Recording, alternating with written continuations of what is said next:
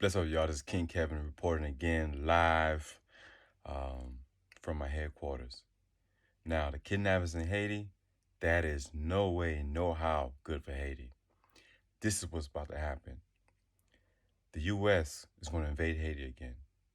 Very similar to what they did during the 1915 to 1934 occupation of Haiti, where they colonized Haiti, where the U.S. can do whatever, however, whenever they want to do on the Caribbean island. Since 2020 of last year, there were 220 kidnappings last year alone. This year, in 2021, they already had 328 kidnappings up to the month of August, according to CNBC.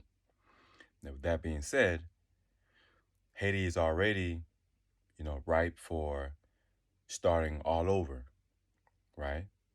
Just went through an earthquake, just had a president assassinated, and now our people, our Haitian people, are struggling to make ends meet, even more now than ever. So there's really no playtime in Haiti as we speak. The kidnapping of the 17 people, according to reports, it's like, a few children, about 50 missionaries, a couple of citizens from Canada, most of them American citizens. This is going to lead to the U.S. Army invading in Haiti, taking over the country, annexing the country, and creating a slave population because the U.S. is going to need a new slave population. African Americans are no longer the slave population here in the United States. So many of us are indispensable. We really think about it, especially African American men here in America. And soon to come, with everything going on with China and international trade and business and the amount of money Haiti is worth, which is billions of dollars, according to the gold, iridium, oil, and natural minerals of the land, not to mention it's one of the most fertile lands in all of the Caribbean, they're going to take over. They're going to enslave the people, just like they did during the 1915 occupation that ended in 1934, which resulted in the U.S. Stealing 500,000 gold francs from the Haitian treasury, which was money that was to be used to build a strong economy, build paved roads, banks, schools, hospitals, emergency care, education. And that wasn't the case. So now we're looking at years compounded together of international foreign interests, mainly the main culprits, U.S. government, the Canadian government, and the French government. Well, Canada and French are one and the same. And now we're looking at the end result. We're looking at complete chaos. Haiti has become a failed state, far from its glorious days, its classical days, during the late 1700s, early 1800s, to now to what we see. Now the question is, what are we going to do about it? Are we going to sit aside and allow Haiti to be pillaged and to destroy itself? One of the most glorious countries in the Western Hemisphere, one of the greatest histories of all time, the first and only country to revolt from slavery and create its own state. Only time it's ever happened in world history. Only time that a small country of enslaved Africans, put the oppressors on top of their heads and sometimes cutting their heads and taking over the country to create their own because they refused to be enslaved. That pride, that the glorious history led by the forefathers and mothers of the Haitian Revolution, General Toussaint Louverture, Suzanne Belair, Jean-Jacques Dessalines, King Henry Christophe. These individuals set the world on fire because they gave the black population hope worldwide. They freed everyone. You know, literally was taking the fight to the slave ports of Africa. Literally, Toussaint was leading his top 1,000 soldiers to Africa to fight the Europeans, which are Spain, French, Portuguese, the British, to fight them on the slave ports of Africa to stop the slave trade. Today in 2021, October 2021, Haiti is a complete different nation. You know, it went from once a beacon of hope, trumping the United States, quote unquote, home of the free, because Haiti was the original home of the free. You know, you if you were able to make it to Haiti, you were freed, literally freed, no matter what plantation you came from. As a matter of fact, General Toussaint and Jean Dessalines went as far as buying enslaved Africans using French um, slave buyers who pretended to be slave buyers to buy boatloads of enslaved Africans in the U.S. and Jamaica, Trinidad, buying them and freeing them in Haiti. You know, that's why Haiti became known as land of the free. As a matter of fact, many African Americans dreamed of escaping and coming to Haiti. And matter of fact, many did. Now,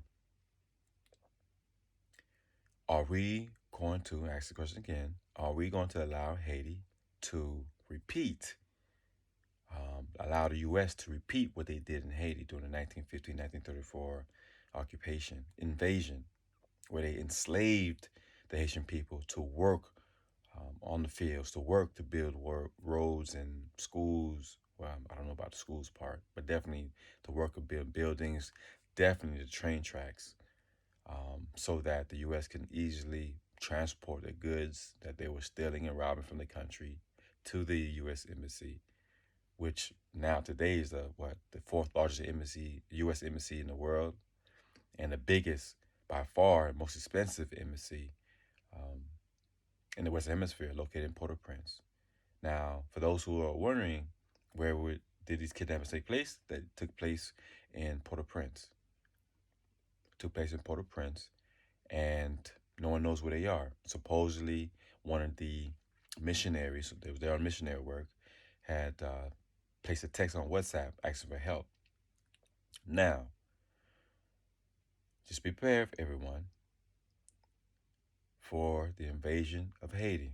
This is going to be a much larger invasion. Now that we have phones and everyone's a journalist and reporter, they're going to be watching and preparing for the U.S. Army. It's probably going to send a few thousand to occupy the nation, stabilize it, and bring peace and order. And whenever the U.S. talks about peace and order and bringing democracy to the land, they mean imposing their will, and really, it's gonna come with a lot of lives. It's a politically correct way to say we're about to take over.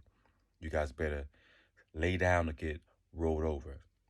It's not gonna be peaceful. It's gonna be some deaths. The gangs of Haiti are extremely violent. They're extremely powerful. Um, they seem to be a lot more organized than I thought. And which reminds me, who's really in charge here? Who's really in charge behind all these kidnappings? I'm talking about it's a booming industry. I have actually a relative of mine, a cousin of mine, who's also doing kidnappings in Haiti. And I always told him, carjacks and kidnappings, why are you doing that? Why don't you stop? This is making the country look bad. You're a strong leader. Why don't you just uh, become a leader to stop the kidnappings, and you can find money doing it that way, working for the government, working for the local community?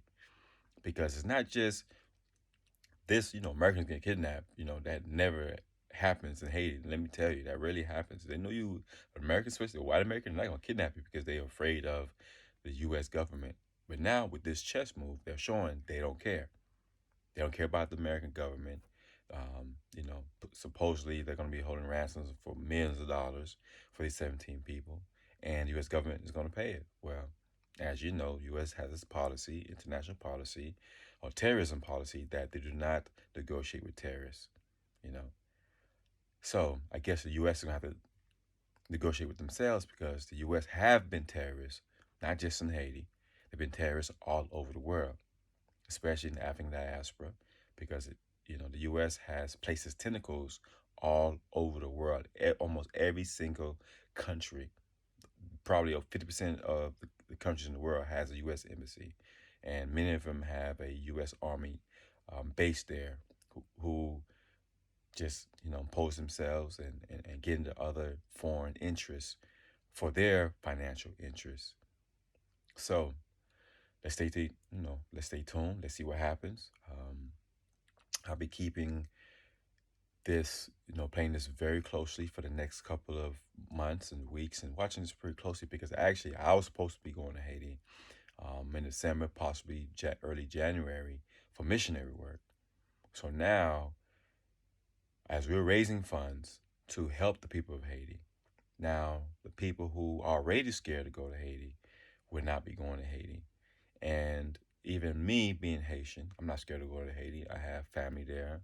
As I said, some of my family are gangsters. You know what I'm saying? Some just hold it down, family men, but they're gonna hold their own. So I'm not feared for my safety because I'm riding with some real riders. You know, I just hope that this doesn't stop people from supporting the people who are brave enough to go to Haiti, brave enough to do the work, to feed the children, to educate them during a time like this, because Haiti has gone through a lot. You know what I'm saying? Some of it self inflicted, of course. But let's not forget, most of the behavior, the failed state, the chaos was heavily created by the United States and the French. Because French obviously crippled Haiti since that 1825 indemnity slave tax, the indemnity slave tax that they created that took Haiti over 100 years to pay off. You know what I'm saying? $150 million they had to pay France because they fought for their freedom. It was reduced to 90 million, which is equivalent to $122 billion today. Now, stay tuned. My name is King Kevin Dorival, and let's pray for Haiti. My website is kevindorival.com, KEVINDORIBAL.com. Instagram, Twitter at Courage to Believe. And I'm still going to be doing missionary work in Haiti, from Atlanta to Haiti, and back and forth. The Courage to Believe International is our name of our nonprofit. We are a 501c3. Donations are tax exempt. We're still going to be doing the work because at the end of the day, the mission is the children, the future of the children of Haiti. We take care of the children. We have taken care of the future of Haiti. We need to create thinkers, builders, engineers. They already have the intelligence. The energy just needs to be directed in a particular way for the resources of books, schools, and caring individuals. Anyway, y'all be blessed.